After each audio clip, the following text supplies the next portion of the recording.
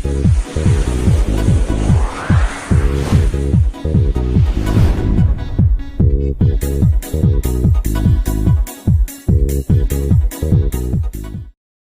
के वीडियो में linear equation in two variable, और ये एक्चुअल में देखा जाए तो बोर्ड एग्जाम के लिए ये आज का टॉपिक बहुत ज़्यादा इम्पोर्टेंट है।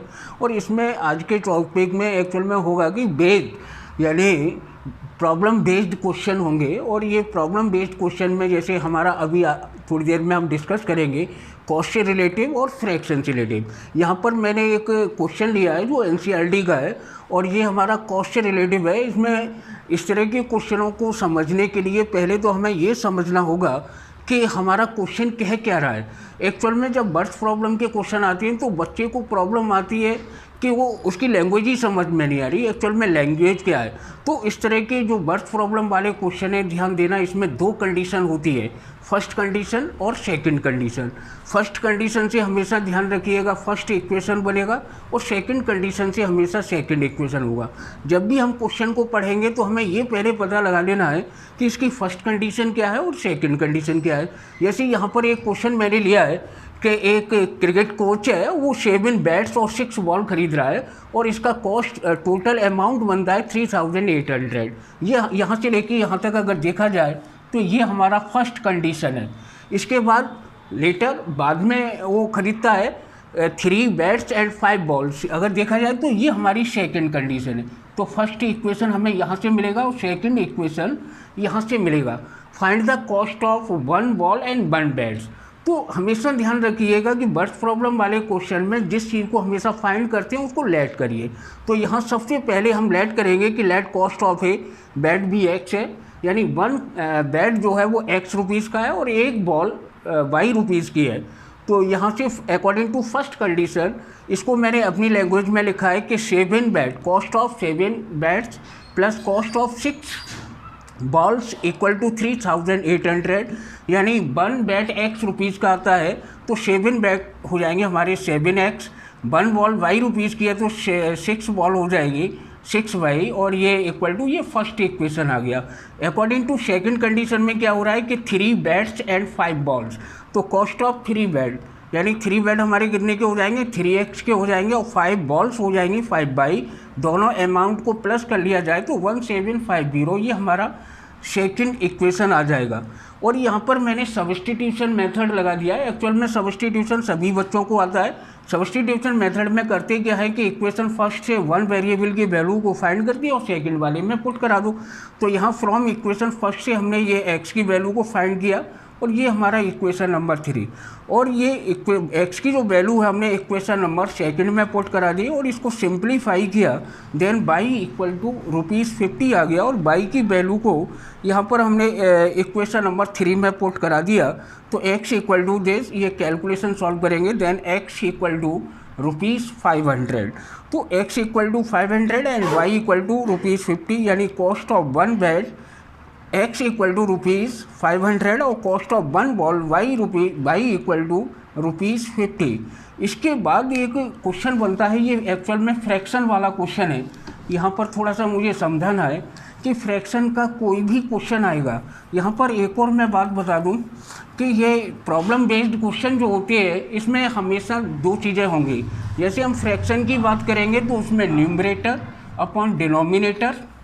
तो भाई फ्रैक्शन बनती किससे है, फ्रैक्शन इक्वल टू होती है न्यूमरेटर अपॉन डिनोमिनेटर, यानी न्यूमरेटर को अलग और डिनोमिनेटर को हमें अलग लेट करना होगा। तो कोई भी क्वेश्चन अगर फ्रैक्शन का आता है सबसे पहला काम करिए कि लेट न्यूमरेटर हमारा इतना है और डिनोमिनेटर हमारा इतना है। फ्रैक्शन वाले क्वेश्चन में थोड़ा सा मैं अपनी तरफ से और बताने की कोशिश करूँगा कि बाई चांस ये एक क्वेश्चन मैं ज़रूर करा रहा हूँ और चाहूँगा कि हम जो आगे आने वाले फ्रैक्शन के क्वेश्चन में जो प्रॉब्लम्स है वो तुम्हारी क्लियर हो जाए।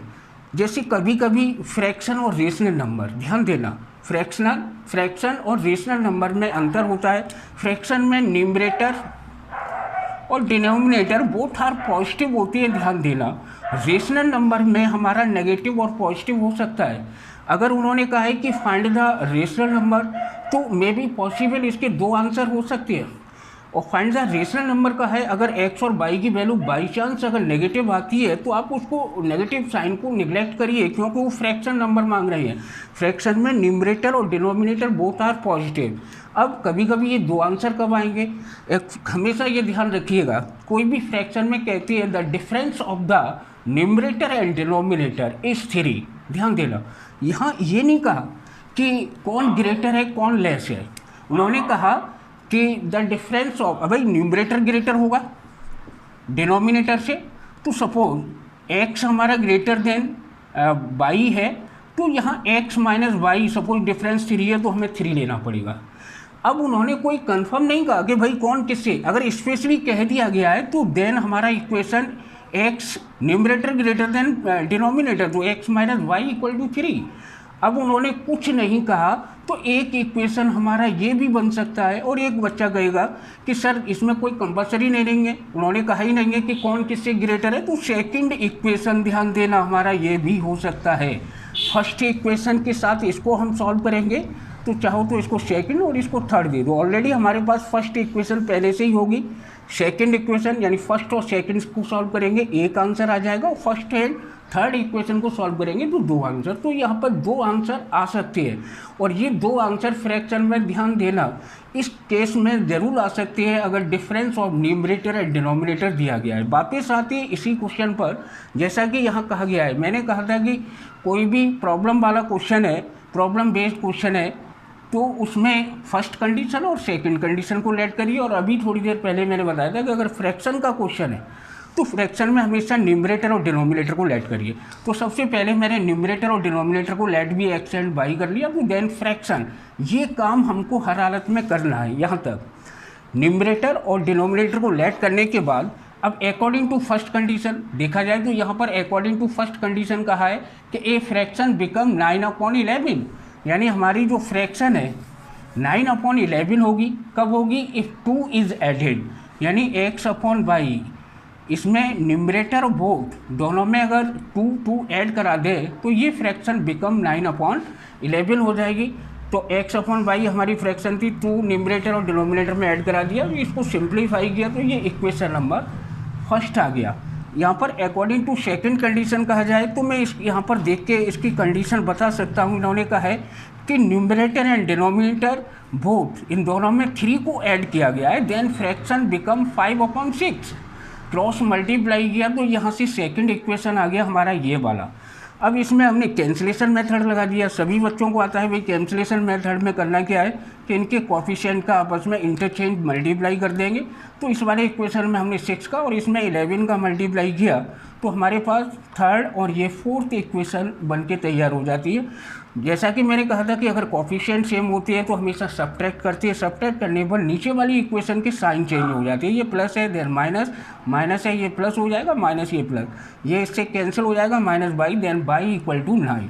Putting y equal to 9 in equation first, तो यहाँ से हमें x की वैल्यू आ जाएगी और x इक्वल टू 7। यहाँ से फ्रैक्शन हमारी बनेगी x/y। ध्यान देना, x/y जब हमारी फ्रैक्शन बनेगी तो यहाँ पर एक और मैं चीज़ समझाऊंगा कि तुम लोग ये पता लगा सकते हैं, बच्चे कोई भी है वो पता लगा सकता है कि हमारा आंसर सही जा रहा है कि नहीं जा रहा है। हमारा आंसर निकला 7/y। फर्स्ट कंडीशन देखिए, इस फर्स्ट कंडीशन को अगर ये फॉलो कर रहा है तो हम कह सकते हैं कि हमारा आंसर बिल्कुल सही है। इफ़ 2 इज़ एडेड तो हम क्या करें, 2 इसमें ऐड करा दो और ऐड करा दो, तो देखिए ये वाला आंसर आ रहा है कि नहीं आ रहा है। तो ये 9/11, इसका मतलब है ये हमारे आंसर बिल्कुल सही है, इसमें कोई मिस्टेक नहीं है। ये हटाऊँ अभी। इसके बाद हम अगला जो प्रॉब्लम बेस्ड ऑन एज यानी एज से रिलेटिव क्वेश्चन और 2 डिजिट नंबर, इन क्वेश्चंस पर हम डिस्कस करेंगे। एक बार मैं फिर बता दूं, ये problem based question very important है। बोर्ड एग्जाम में ये 4 नंबर 4 मार्क्स और 6 मार्क्स का क्वेश्चन हो सकता है। सबसे पहले मैं एज से रिलेटिव क्वेश्चन की बात करूंगा। एज से रिलेटिव वाले क्वेश्चनों में बच्चों को सबसे ज़्यादा प्रॉब्लम आती है कि भाई इसकी लैंग्वेज को समझना, और लैंग्वेज में भी कुछ शब्दों का यूज होता है। तो जैसे मैं बता रहा हूँ हैंस, हैंस के बाद हमेशा कभी भी हैंस शब्द आए तो समझ लेना आफ्टर 5 ईयर। जैसे हैंस 5 ईयर, इसका मतलब है आफ्टर 5 ईयर।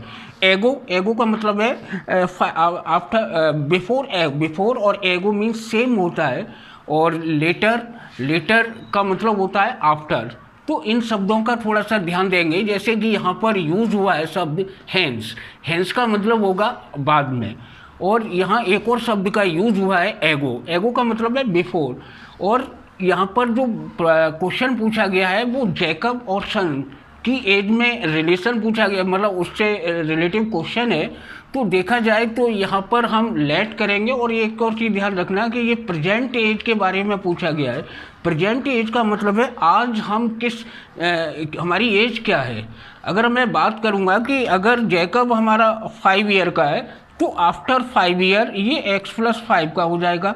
और यहाँ एक और चीज़ ध्यान रखिएगा, वो जैकब के लिए नहीं है, ये कंडीशन हमारी दूसरा जो व्यक्ति है या उसका सन है उसके लिए भी लागू होगी। ऐसा नहीं कि केवल जैकब की एज को बढ़ाया जा रहा है और ये हमारा कांस्टेंट रह रहा है, ये दोनों की एज को आगे लिया जाएगा। एक क्वेश्चन मैंने देखा था और उसमें मैं बता दूँ कि ये फादर और फादर की एज को हमने सपोज एक्स लेट कर लिया। और यहाँ पर था क्वेश्चन कि फादर जो है आफ्टर 5 ईयर, आफ्टर 5 ईयर भाई फादर हो जाएगा x+5 और सम ऑफ एजेस ऑफ 2 सन। बहुत ही अच्छी यहाँ पर इक्वेशन बनेगी। हो सकता है यहाँ बच्चा मिस्टेक करेगा कि यानी जो आफ्टर 5 ईयर जो फादर है वो अपने 2 बच्चे हैं उसके, अब दोनों की बच्चों की एज का सम सपोज मैंने 22 मान लिया, तो आफ्टर 5 ईयर की बात होगी। तो यहाँ बच्चा मुझे ऐसा लग रहा है कि 22+5 लिखेगा, जबकि पहला बच्चा 5 ईयर और सेकंड बच्चा भी 5 ईयर, यानी आफ्टर 5 ईयर अगर देखा जाए तो दोनों की एज में 5 ईयर + 5 ईयर को ऐड किया जाएगा। इस बात का ध्यान रखना है। और इस तरह के एज से रिलेटिव जो क्वेश्चंस हैं उनमें पहले हम ये देखेंगे, जैसे कि यहाँ पर कंडीशन दी गई है 5 ईयर हैंस। तो यहाँ पर सबसे पहला काम क्या किया मैंने, जैकब की एज को एक्स, प्रेजेंट एज को एक्स और सन की एज को वाई लेट कर लिया अकॉर्डिंग टू फर्स्ट कंडीशन। देखा जाए तो सिंपल लैंग्वेज में मैंने फर्स्ट कंडीशन को लिखा है after 5 year Jacob age 3 times, times का होता है मतलब मल्टीप्लाई, गुना, हिंदी में कहते हैं इसको गुना, 3 मल्टीप्लाई आफ्टर 5 ईयर सन एज। तो 5 साल के बाद जैकब हो जाएगा x+5 का और 3 टाइम्स हो रहा है और सन हो जाएगा y+5। यहाँ से इस इक्वेशन को सॉल्व करेंगे तो ये इक्वेशन नंबर हमारा फर्स्ट आ जाएगा। देखा जाए तो अकॉर्डिंग टू सेकंड कंडीशन में अगर देखा जाए तो यहाँ पर मैंने इक्वेशन में इसकी लैंग्वेज को सेट कर दिया है। 5 ईयर्स एगो जैकब एज, वो कह रहे हैं कि 5 ईयर एगो, एगो का मतलब पहले, तो जैकब की एज में से 5 ईयर को माइनस कर दिया, यानी ये वाली एज है। और जो सन की 5 ईयर की एज है उसका 7 टाइम्स है, टाइम्स का मतलब मल्टीप्लाई कर दो, हिंदी में इसको गुना बोलती है। और इसको सिंप्लीफाई किया तो ये हम सेकंड इक्वेशन बना x - 7 y = -30। फर्स्ट इक्वेशन ये, इसमें कैंसिलेशन मेथड लगा दिया और ये कैंसिलेशन मेथड लगाने से, ये सब्ट्रैक्ट कराने से ये x के टर्म्स कैंसिल हो जाएंगे। देन y = हमारा 10। अगर देखा जाए तो y हमारा सन की एज है और y की वैल्यू को किसी एक इक्वेशन में पुट करा दिया। देन x = 40 ईयर, यानी जैकब की जो प्रेजेंट एज है वो 40 ईयर आ जाएगी और सन की प्रेजेंट एज 10 ईयर आ जाएगी। इसके बाद हम डिस्कस करेंगे 2 डिजिट नंबर। ध्यान देना, 2 डिजिट नंबर का कोई भी अगर क्वेश्चन आता है सबसे पहला काम है उसके यूनिट डिजिट और टेंस डिजिट लेट करिए।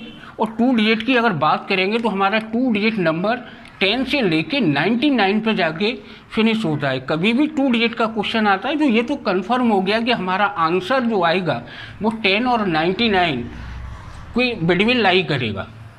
तो ये 2 डिजिट नंबर में एक्चुअल में होता क्या है कि ये हमारा यूनिट डिजिट है और ये हमारा टेंस डिजिट है। यहाँ पर मैं बच्चे को एक और जानकारी दे दूँ कि जब हम कहते हैं कि भाई यूनिट डिजिट मान के चलिए 2 है और टेंस डिजिट हमारा 5 है, तो 2 डिजिट की अगर बात करते हैं तो बच्चा बहुत जल्दी से बहुत अच्छी तरह से आंसर दे देता है कि भाई 52। बिल्कुल सही है। वो क्या करता है कि 10 डिजिट पे 5 को लिख देता है, यूनिट डिजिट पे 2। लेकिन यहीं पर प्रॉब्लम आती है कि अगर हम कहें कि भाई यूनिट डिजिट हमारा x है और 10 डिजिट y है, तो इसी की चीटिंग करके, इसी का सेंस समझ के बच्चा 100% लिखता है yx, जो कि ये गलत है। ये बिल्कुल पूरी तरह से गलत है। एक्चुअल में 2 डिजिट नंबर का हमेशा फॉर्मूला अप्लाई करिए 10 × 10 डिजिट प्लस यूनिट डिजिट। तो कभी भी 2 डिजिट का अगर क्वेश्चन आता है, सबसे पहला काम करिए यूनिट डिजिट और 10th डिजिट को लेट करना है। इतना तो तुम्हें क्वेश्चन को बिना पढ़े हुए करना है।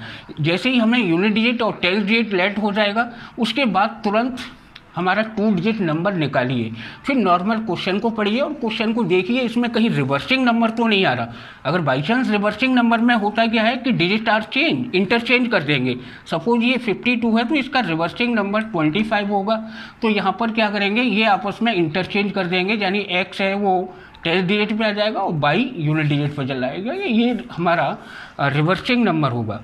2 डिजिट वाले क्वेश्चन में यहाँ पर हमारे पास देखा जाए तो unit digit, 10th digit, 2 digit number और रिवर्सिंग नंबर, हमारी जो 2 कंडीशन दी जाएंगी वो यहीं पर फॉलो करेंगी। तो फर्स्ट कंडीशन जैसा कि उन्होंने कहा कि sum of the digit is 9, ये फर्स्ट कंडीशन कहा गया है, the sum of the digit is 9, यानी x प्लस वाई, यानी इनकी जो डिजिट है हो सकता है 54 नंबर हो, जैसे कि बोलते हैं ना 5 और 4 का सम कितना आ रहा है 9। तो यहाँ पर डिजिट हमने x और y लिए तो x plus Y equal to 9, ये हमारा फर्स्ट इक्वेशन आ गया। अकॉर्डिंग टू सेकंड कंडीशन अगर देखा जाए तो इन दोनों में रिलेशन दिया गया है। उन्होंने कहा है कि 9 टाइम द 2 डिजिट नंबर, ये सेकंड कंडीशन है, 9 time 2 digit number equal to 2 multiply reversing number. तो यहाँ 2 डिजिट नंबर हमारा ये आ गया, 2 मल्टीप्लाई रिवर्सिंग नंबर ये आ गया, और इसको सिंप्लीफाई किया तो एट लास्ट ये सेकंड इक्वेशन हमारे पास आ गया ये। इन दोनों इक्वेशन को कैंसिलेशन मेथड से सॉल्व किया तो एन बाई इक्वल टू 1 आ जाएगा, और बाई की वैल्यू किसी एक इक्वेशन में पुट करा देंगे, बाकी ये बच्चे जानते हैं कि कैसे करना है। फाइनली आंसर पूछा गया कि what is the 2 digit number. अब 2 डिजिट नंबर हमारा ये निकला 10y प्लस एक्स, इसमें वैल्यू डाल के हमारा आंसर आ गया 80। अब प्रॉब्लम क्या आती है कि बच्चे को ये कंफर्म कराना है कि भाई वो जो कर रहा है वो उसका आंसर सही है कि गलत है।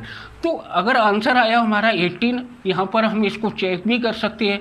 फर्स्ट कंडीशन कह रहे हैं कि सम ऑफ डिजिट इज 9, तो देखा जाए तो 1 प्लस 8 इक्वल टू 9, बिल्कुल सही आ रहा है। अब सेकंड कंडीशन को फॉलो कर रहा है कि नहीं कर रहा है, 9 मल्टीप्लाई 18 इक्वल टू, और ये 2 मल्टीप्लाई रिवर्सिंग नंबर, तो देखा जाए तो 9 मल्टीप्लाई 18 और 2 मल्टीप्लाई 81, ये बिल्कुल सेम आ जाएगा। इसका मतलब है हमारा आंसर बिल्कुल सही है। इसके बाद नेक्स्ट हम डिस्कस करेंगे problem based on rupees and coins. इसमें क्या होगा कि नंबर ऑफ नोट्स हमें कितना चाहिए या नंबर ऑफ कॉइन्स हमें कितना चाहिए। तो यहाँ कॉइन्स की अगर बात होगी तो ध्यान रखना कि कॉइन्स जो होते हैं वो पैसे में होते हैं और पैसों को हमें रुपीज़ में कन्वर्ट करना है, इस बात का ध्यान रखिए। मेरी कोशिश है कि हम एक ही क्वेश्चन से और इस टाइप के जितने भी क्वेश्चन हैं उन्हें समझाने की। यहाँ पर एक्चुअल में क्वेश्चन क्या है कि एक कोई लेडीज़ है और वो 2000 रुपीज़ के नोट बैंक से निकाल दिए और वो कैशियर से रिक्वेस्ट कर दी है कि आप हमें 50 रुपीज़ और 100 रुपीज़ के नोट दें, और इस तरह से वो कैशियर उसको टोटल 25 नोट्स दे देता है। तो यहाँ पर देखा जाए तो ये हमारी फर्स्ट कंडीशन है। यहाँ ये फर्स्ट कंडीशन, यानी वो नोट्स कितने कितने की लेके आ रही है, ₹50 के और ₹100 के, यानी amount of ₹50 plus amount of ₹100 equal to 2000 हो जाना चाहिए।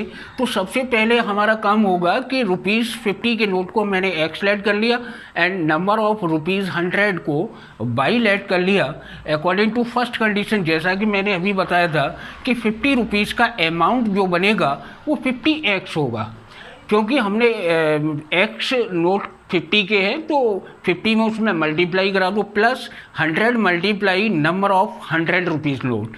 तो इस तरीके से ये दोनों अमाउंट 22,000 के इक्वल हो जाएगा, और यहाँ सिंप्लीफाई करेंगे यानी 50 का डिवाइड कर दिया तो ये इक्वेशन नंबर फर्स्ट आ गया।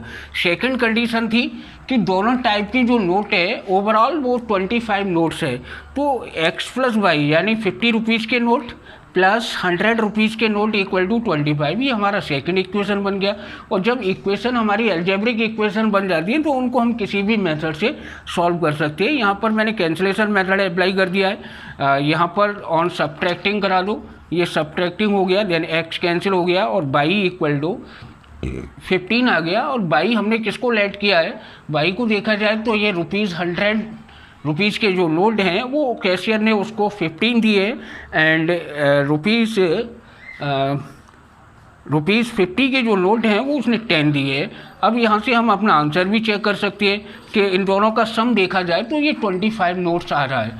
इसके बाद एक और क्वेश्चन बनता है जैसे कॉइन्स के लिए। अगर मैं कॉइन्स की बात करूँगा तो अगर बात करें कि भाई 50 पैसे के कॉइन्स हैं और 25 पैसे के कॉइन है और टोटल अमाउंट ₹20 है, तो यहाँ पर हम 50 पैसे के कॉइन्स को लेट बी एक्स और इसी 25 पैसे के कॉइन को लेट बी बाई। और ध्यान देना ये हमारे पैसे हैं, ये रुपीज़ हैं, तो यहीं पे हम क्या करेंगे कि 50 पैसे के एक्स कॉइन है तो 50 पैसे का अमाउंट ये बना, लेकिन ये पैसों में बना, प्लस 25 मल्टीप्लाई बाई ये 25 पैसे के जो कॉइन्स हैं, लेकिन यहाँ पर ये अमाउंट तो है वो रुपीज़ में है। अगर देखा जाए तो या तो हम इसको पैसों में कन्वर्ट करें या फिर एक काम करिए यहीं पर इसको 100 से डिवाइड करा दें तो ये हमारे रुपीज़ हो जाएंगे, ये भी रुपीज़ और ये टोटल ₹20 हो जाएगा। अगर कॉइन्स का इस तरह से कोई क्वेश्चन आता है तो आप लोग कर सकते हैं। Thank you.